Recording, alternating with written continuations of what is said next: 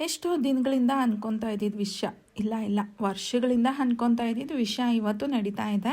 ಏನು ಅಂದರೆ ನನ್ನ ಮಗಳು ಮೂಗು ಚುಚ್ಚಿಸ್ಕೊಳ್ಳೋದಕ್ಕೆ ಒಪ್ಕೊಂಡಿದ್ದಾಳೆ. ಅದು ನನ್ನಿಂದ ಅಲ್ಲ, ಅವರಪ್ಪ ಇಂದ. ಇವಾಗೂ ನೋಡಿ ಪ್ರೂವ್ ಮಾಡಿಬಿಟ್ಲು ಅಪ್ಪನ ಮುದ್ದಿನ ಮಗಳು ಅಂತ ಹೇಳಿ. 3 ವರ್ಷದಿಂದ ಹೇಳ್ತಿದ್ದೆ, ಬಟ್ ನನ್ನ ಮಾತುಗೆ ಒಂಚೂರು ಕೇಳಲಿಲ್ಲ. ಅವರಪ್ಪ ನಿನ್ನೆ ಮಧ್ಯಾಹ್ನ ಹೇಳಿದ ತಕ್ಷಣ ರಾತ್ರಿ ಮಲಗೋವಾಗ ನನಗೆ ಹೇಳ್ತಾ ಇದ್ದಾಳೆ, ನಮ್ಮ ಅಪ್ಪಗೆ ನಾನು ಮೂಗು ಚುಚ್ಚಿಸ್ಕೊಬೇಕಂತೆ, ಫಸ್ಟ್ ನನ್ನನ್ನು ಕರ್ಕೊಂಡೋಗಿ ಮೂಗು ಚುಚ್ಚಿಸ್ಬಿಡು ಅಂತಂದ್ಲು. ಯಾರು ಹೇಳಿದ್ರೆ ಏನು, ಯಾರು ಮಾತು ಕೇಳಿದ್ರೆ ಏನು, ಹೇಗೋ ನನ್ನ ಮಗಳು ಮೂಗು ಚುಚ್ಚಿಸ್ಕೊಳ್ಳೋದಕ್ಕೆ ಒಪ್ಕೊಂಡ್ಲಲ್ಲ ಅಂತ ಹೇಳಿ ಬೇಗ ಬೆಳಗ್ಗೆ ರೆಡಿಯಾಗಿ ಅಮ್ಮ ಅವ್ರವ್ರಿಗೆ ಬಂದಿದ್ದಾಯಿತು. ನಮ್ಮೂರಲ್ಲಿ ಇಲ್ವಾ ಅಂತ ನಿಮಗೆ ಡೌಟ್ ಬರ್ಬೋದು, ನಮ್ಮೂರಲ್ಲಿ ಇದೆ. ಬಟ್ ನನಗೆ ಸೆಂಟಿಮೆಂಟ್, ಅವಳಿಗೆ ಕಿವಿ ಚುಚ್ಚಿದ್ರಲ್ವಾ, ಅವ್ರ ಹತ್ರನೇ ಮೂಗು ಚುಚ್ಸೋಣ. ಕಿವಿ ಚುಚ್ಚಿದಾಗೂ ಆಗಿರಲಿಲ್ಲ, ಹಾಗೆ ಮೂಗು ಚುಚ್ಚಿದಾಗೂ ಉಣ್ಣಾಗೋದಿಲ್ಲ ಅನ್ನೋ ಸೆಂಟಿಮೆಂಟ್ ಒಂದೊಂದು ಇರೋತ್ತಲ್ವಾ. ಅದಕ್ಕೆ ನಾನು ಇಲ್ಲಿಗೆ ಕರ್ಕೊಂಬಂದ್ಬಿಟ್ಟೆ. ಫಸ್ಟ್ ಆದರೆ ವೆಪನ್ ನೋಡಿದ್ಲು. ವೆಪನ್ ನೋಡಿದ ತಕ್ಷಣ ಫಸ್ಟ್ ನೀರು ಕುಡಿದು ಬಿಟ್ಲು.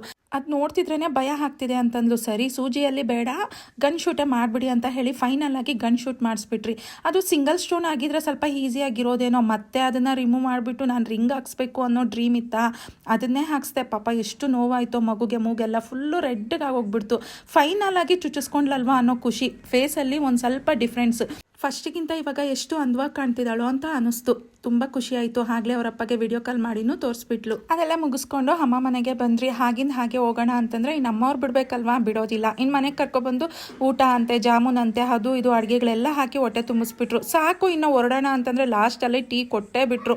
ಅದನ್ನು ನೀನೇ ಮಾಡಬೇಕು ಅಂತಂದ್ರು. ಅವರಾದರೆ ಹೂವು ಕಟ್ತಾಯಿದ್ರು. ಇನ್ನು ಅದನ್ನು ಮುಗಿಸ್ಕೊಂಡ್ಬಿಟ್ಟು ಅಲ್ಲಿಂದ ಸ್ಟಾರ್ಟ್ ಆದ್ರಿ. ಬರಬೇಕಾದ್ರೆ ಬಸ್ಸಲ್ಲಿ ವಿಡಿಯೋ ಶೂಟ್ ಮಾಡಿದ್ದು. ಎಷ್ಟು ಚೆನ್ನಾಗಿ ಕಾಣ್ತಿದೆ ಅಂತಂದರೆ ಪ್ರಕೃತಿ ಅಂದ. ಈ ವೀವ್ ಅಂತೂ ನೋಡೋದಕ್ಕೆ ಕಣ್ಣು ಸಾಲಿಲ್ಲ, ಅಷ್ಟೊಂದು ಅಂದವಾಗಿದೆ.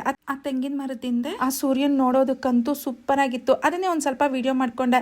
ಕಿಟಕಿಯಿಂದ ಹೊರಗಡೆ ಮೊಬೈಲಲ್ಲಿ ಶೂಟ್ ಮಾಡ್ತಿದ್ರೆ ಇನ್ನು ಮೊಬೈಲಲ್ಲಿ ಬಿದ್ದೋಗುತ್ತೋ, ಮತ್ತು ಬಸ್ ನಿಲ್ಲಿಸ್ತಾರೋ ಇಲ್ವೋ ಅನ್ನೋ ಟೆನ್ಷನ್. ಯೋಚನೆ ಮಾಡ್ಕೊಂಡಿದ್ರೆ ಬಸ್ ಮುಂದಕ್ಕೆ ಹೋಗ್ಬಿಡೋತ್ತ, ಈ ವೇವ್ನ ಮತ್ತೆ ಮಿಸ್ ಆಗೋಗ್ತೀನಿ ಅಂತ. ಏನಾದರೆ ಅದಾಗಲಿ ಅಂತ ಹೇಳಿಬಿಟ್ಟು ಮೊಬೈಲ್ನ ಹೊರಗಡೆ ಇಟ್ಬಿಟ್ಟು ವಿಡಿಯೋನ ಶೂಟ್ ಮಾಡೇ ಬಿಟ್ಟೆ.